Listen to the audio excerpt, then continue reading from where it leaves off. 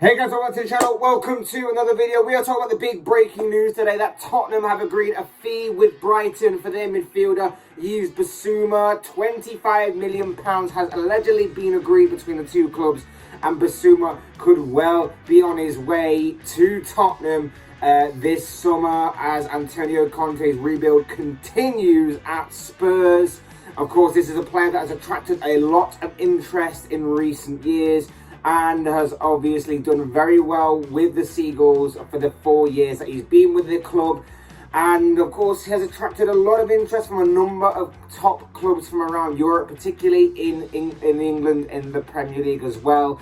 But as reported first today by Glenn Jacob of The Times, Tottenham have agreed a cut price fee of £25 million, in my opinion, for the midfielder. This could be a superb piece of business pending for Tottenham Hotspur. We're going to be talking all about this story. We're going to be talking about Bissouma, about Spurs, and so on and so forth. But before we go any further in that, I would like to remind you all to please like the video and also subscribe if you're new. Both things are always and can be greatly appreciated. But for now, let's get into the video because this is a very interesting story to me. This is actually a story in which I'm a little bit jealous of, in all honesty. I'm a big admirer of Bissouma, or always have been across his stay at Brighton. I think he's a fantastic midfielder. I think he's got a lot to his game, a lot that kind of goes under the radar as well. And I think every kind of club could do with a player like him. And I'm actually surprised that there haven't been more teams involved in this sort of transfer story, if you like. But it does seem, as like I said earlier, reported earlier today by Glenn Jacob of The Times, that Tottenham have seemingly won the race to sign him. £25 million is the fee that is being spoken about. And I would say that they have got him for a cut of the original price tag. I think if Bissouma had more than 1 year left remaining on his contract, he would have obviously gone for 40 to 50 million, that kind of price range, there or thereabouts, maybe even a little bit more on that. But because obviously having 1 year left on his contract, I think Brighton have decided that they should cash in on now while they have the chance. And 25 million, not a bad price tag for someone who I believe cost a lot less when he first moved to the Amex Stadium. It does show that Conte Spurs aren't messing around in this transfer window. This would be the third fresh face to walk through the door at the Tottenham Hotspur Stadium this summer, after the likes of Ivan Perisic and Fraser Forster have already done so in this transfer window already. They may not be proper head turners. You could argue Perisic, but maybe at his age, he's just coming in for the experience and the leadership and the depth. But this one actually, I think, is more of a head turner. I think that this guy is the real deal in terms of being a proper Premier League midfielder who is ready to step up at a Champions League level. And obviously with Tottenham securing top 4 last season, that is exactly what he'll be walking into in this Antonio Conte looking Tottenham. We know that Conte was promised a lot upon his arrival at Tottenham. There's allegedly going to be a lot of change this summer. There's going to be many outgoings and just as many incomings, allegedly. There's going to be a lot of turnover at this club going forward for the very near future as Antonio Conte looks to put his stamp on things. And of course, he's going to be joining this whole kind of project. And he has to be on board with it. Like, this whole project, he has to be. Like, the players that Tottenham have already got, the likes of Heung-min Son, Harry Kane, obviously we all know about them, but the kind of players that he's bringing in as well, the kinds of what he brought in January in terms of Bentancur and Kulusevski, you can sense that there's a bit of change going on at Spurs. Now, whether it will all come together or not across the next year, or maybe even more, depending on how long Conte decides to stay for, obviously will have to remain to be seen. But Bissouma is seemingly on board and is seemingly excited to get this deal across the line. It should obviously nothing happen to make a U-turn on this. Maybe another club comes in or whatever it may be. It seems that Spurs have won the race for his signature, and this will go ahead, no problems occurring, it seems. I genuinely believe that this is a smart piece of business. I think that this is a very good piece of business. Bissouma, like I mentioned before, is someone that I've admired at Liverpool for a while. I wanted at Liverpool for a while. There was alleged interest from Liverpool last year in regards to Yves Bissouma, and it was something that I got very interested in and got intrigued by and was liking the idea of, but it just never materialised. And I think that a lot of clubs, a lot of fans of different clubs other than Spurs are possibly feeling the same way. I think a lot of fans of Arsenal and Manchester United in particular, and maybe a couple of other clubs as well that are higher, that are in and around Tottenham's level, maybe higher, maybe even Chelsea fans are probably looking at this saying, a Premier League proven midfielder like Bissouma for £25 million, why aren't we in that kind of, in that topic of conversation? Why aren't we going for that? It's a worthy question. I'm not too bothered about it because obviously I trust the process at Liverpool and everything, but I do have to wonder why for such a cut price, a price that kind of fits Liverpool's budget and a price that fits Liverpool's sort of structure. Why weren't Liverpool interested in this? Why weren't we in the topic of conversation more? And I think a lot of other fans of other clubs are asking the same question, because let's face it, he is a fantastic midfielder. He's very technically gifted. He's got a high energy work rate.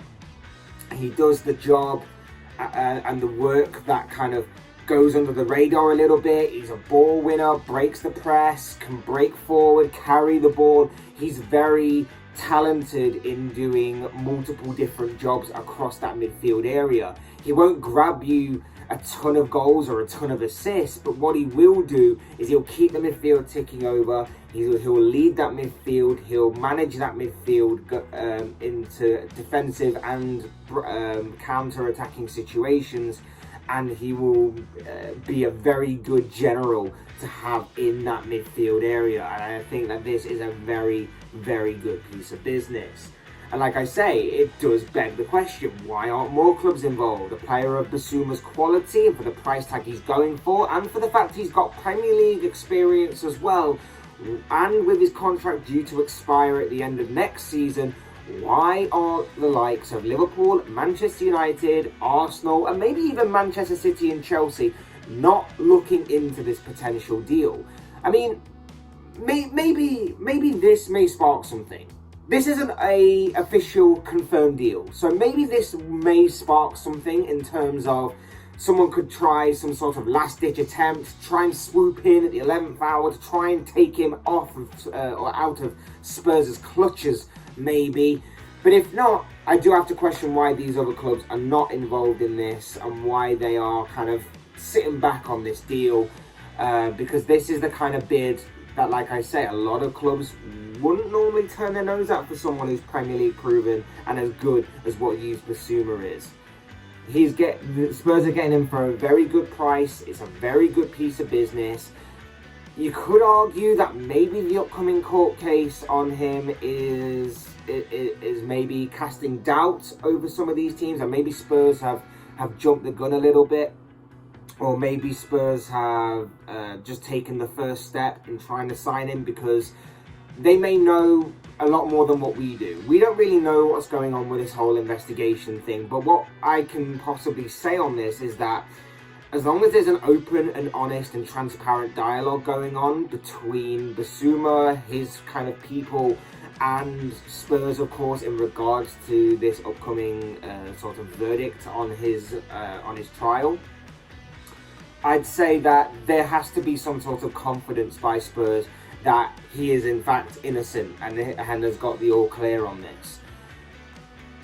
If so, Spurs making the first move is smart for them because, like I say, if it was to get the all clear, and then maybe there's more sharks that are circling this kind of deal and monitoring the situation. So it does remain to be seen, but I would imagine that Spurs are pretty confident that Bissouma is in the clear and is not guilty of anything or or whatever the case may be on this, to obviously put forward this kind of gamble on him, so to speak. But like I say, if that is to be the case, then that is interesting. It'd be interesting to see what obviously the fallout is of this, if it does come out eventually about Bissouma and why certain clubs weren't interested. Because for a midfielder of his talent and his ability, for the age that he's at, he's 25 years old. He's still got many years ahead of him.